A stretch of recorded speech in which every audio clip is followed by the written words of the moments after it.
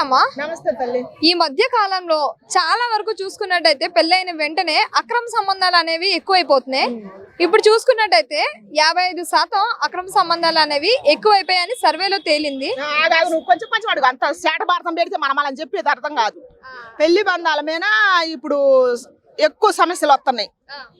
పెళ్లి వ్యవస్థ మీదనే ఎక్కువ వస్తుంది, అక్రమ సంబంధం వల్ల కాదు. ఎందుకంటే ఫస్ట్ ముందుగానే అక్రమ సంబంధాలు పెట్టుకొని, ముందుగానే ప్రేమించుకొని, ముందుగానే లవ్వులు చేసుకొని అన్ని అయిపోయినాక ఎవడన్నా ఒక బకరాగాడు దొరికితే వాడిని పెళ్లి చేసుకొని వాడి జీవితం సర్వనాశనం కావాలి, వాడి జీవితం సంకరాకిపోవాలి పూర్తిగా. మగపిల్లగాడైతే మంచోడైతే, ఆడపిల్ల మంచిదైతే దాని జీవితం సంకనాకిపోవాలి. రెండు వైపులు తప్పు ఉంది. మంచి చెడుకి తేడా తెలియాలి. ఇప్పుడున్న వ్యవస్థకి, పెళ్లి వ్యవస్థకు తెలియాలా, పిల్లలకు తెలియాలా, బాధ్యత తెలియాలా. 50% అంటే 50% కదా.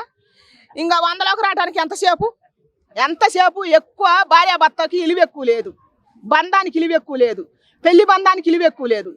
ఎంతసేపు ఉన్నా తగులుకున్నోడి కోసం, ఉంచుకున్న దానికోసం ఇదే భజన అయిపోతుంది.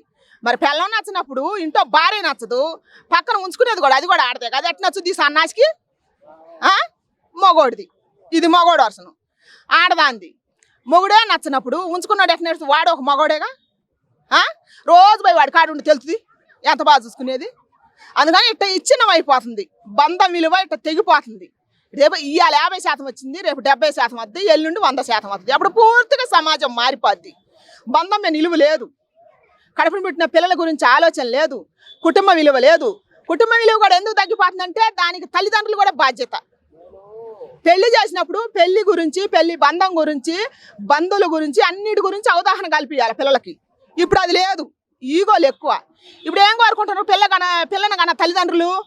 ఎంతసేపు ఉండా జాబ్ చేసేవాడు కావాలా, వాడికి ఎంత ఆస్తుంది, వాడు తాగుపోతాడా, లంగా తిరిగిపోతాడా అని కనుక్కుంటారు. వాడు ఏం చెబుతుండు, మంచోడు అని చెప్పడం.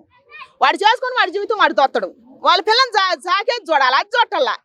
ఈడో లంగ కానీ, దొంగ కానీ, తిరిగిపోతాడు కానీ, తాగుపోతాడు కానీ, వాడు ఏషమేని దోషమేని ఏదన్నా కానీ నాకు జాబ్ ఉంది, నాకు ఇన్ని ఎకరాలు ఆస్తుంది అని చెబితే చాలు పిల్లనిస్తారు.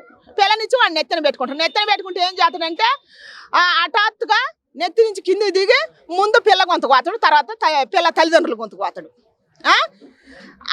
అది జరిగేది నిజమే, కానీ మంచిగా చూసుకునే వాడిని నమ్మట్లేదే. ఇప్పుడు నమ్మట్లేదుగా. ఏం జరుగుతుంది? మంచోడికి అయితేనేమో 10 రూపాయల కట్నం, చెడ్డోడికి అయితేనేమో 1 కోటి రూపాయలు వాళ్ళ నిలువేలా దోసి పెడతారు. అట్లా జరుగుతుంది అన్నమాట ఇప్పుడు సమాజం మీద. నెక్స్ట్ అంటే ఇప్పుడు అక్రమ సంబంధాలు ఎక్కువ ఎందుకు అవుతున్నాయి అంటారు? అంటే ఇప్పుడు ఆన్లైన్ లోని చాటింగ్ల వల్ల అంటారా, ఆన్లైన్ ఏమంటారు, ఆన్లైన్ పరిచయాల వల్ల అంటారా, లేదంటే డేటింగ్లు ఇవన్నీ వెళ్తూ ఉన్నారు అందువల్ల అంటారా, ఎందువల్ల అంటారు? ఆన్లైన్ పరిచయాలు ఉన్నాయి, సెల్లులు వల్ల ఉన్నాయి. చదువు అని చెప్పి ఇక్కడ పేరు పెట్టుకొని వచ్చి తిరిగేది దాని వల్ల ఉంది. ఇక్కడ సిటీలోనంటే చదువు పేరు చెప్పుకొని మేము జాబులు చేస్తున్నాం. ఇప్పుడు నేను రియల్గా చూస్తున్నా, చదువు పేరు చెప్పుకొని జాబ్ చేస్తున్నామని అమ్మాయిలు వస్తున్నారు, అబ్బాయిలు వస్తున్నారు. వచ్చి సరే ఒక రూమ్లో ఉంటారా? అక్కడేం తల్లిదండ్రులకే మేము సొంత పూసలు అని చెబుతారు నాంగనాసులు అలాగా. అమ్మాయిలు ఎంత చెబుతారు, అబ్బాయిలు ఎంతే చెబుతారు. ఈడికి వచ్చేనే ఇద్దరు కలిసి ఒకే రూమ్ తీసుకుంటారు, 4 కలిసి ఒక్కొక్క రూమ్ తీసుకుంటారు. ఇద్దరు ఆడపిల్లలు, ఇద్దరు మగపిల్లలు. సిగ్గు లేదు, రేపు పెళ్ళాడు చేసుకుంటారు అన్నాసులారా. మగవాళ్ళైనా ఆడవాళ్ళైనా ఎట చేసుకుంటారు చెప్పు. నెక్స్ట్ అంటే ఇప్పుడు అమ్మాయిలే కదా అబ్బాయిలు ఇద్దరు కూడా ఒకేలా తయారయ్యారు అనమాట. అంటే ఎవరిని అనడానికి కూడా అవును. ఇప్పుడు నువ్వు చెప్పిన దానికి ఇదే ఆన్సరు. ఎక్కువ 50% లైంగిక అంటే ఉంచుకోవటం, సమానంగా ఉండటం. ఎందుకంటే ఇది సమానత్వం కాదా? ఇప్పుడు వీళ్ళిద్దరు కలిసి రూమ్ తీసుకుంటారు, పంచుకుంటారుగా. ఇవి ఏం పంచుకుంటారు? ముందల్లే జీవితం పంచుకుంటారు కానీ రూమ్ అద్దె పంచుకోవట్లా. తీసుకున్న సన్నాసి వాడే పంచుకోవాలి, వాడు జలబుట్టు వాడు తీసుకుంటు కాబట్టి. వాడే అమ్మాయి ఖర్చు భరించాలా, రూమ్ అద్దె కూడా భరించాలా. తీసుకుంటాడు కాబట్టి ఇప్పుడు వీళ్ళిద్దరు చేయాల్సిన వరకు చేస్తారు. ఇళ్ళకి అడిగిపోయినాక మళ్ళీ పెళ్లి సంబంధాలు. వీడు పోయి ఇంకో దాన్ని ముంచాలా, అది పోయి ఇంకొకటి ముంచాలా. అట్లా నడుతున్నాయి ఇప్పుడు ఇంకా నడుతాయి. అంటే పెళ్లి చేసుకోక ముందు లవర్ ఎవరైతే ఉంటారో వాళ్ళనే పెళ్లి చేసుకుంటే అయిపోతుంది కదా. ఇప్పుడు పెళ్లి చేసుకున్నాక భర్తను ఎందుకు చంపాలి, ఆ లవర్ తో ఉండి పిల్లల్ని ఎందుకు చంపాలి? ప్రేమే నిజం కానప్పుడు ఇంకో పెళ్లికి ఎందుకు నిజం ఇస్తారు? ఎందుకు చంపరు?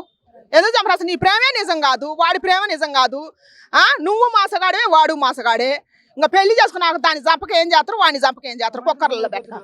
అమాయకులు బలైపోతారు. అందుకే నేను చెబుతున్నా, కొంతమంది అమాయకులు బలైపోతారు. అందుకే ముందుగానే తెలుసుకోవాలంటే ఎట్ట కనిపెడతారు? ఊళ్ళల్లో కనిపెట్టలేరు, సిటీలలో కనిపెట్టలేరు. అంతా సమానమే.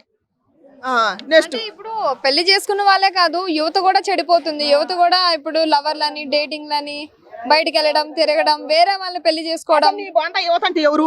పెళ్లి కానోళ్ళే కదా, పెళ్లి కానోళ్ళే కదా. వాళ్ళు యువత ఎట్ట అవుతారు? అన్ని చేసుకుని అవతల పోయి పెళ్లి చేసుకుంటే యువత అవుతారా?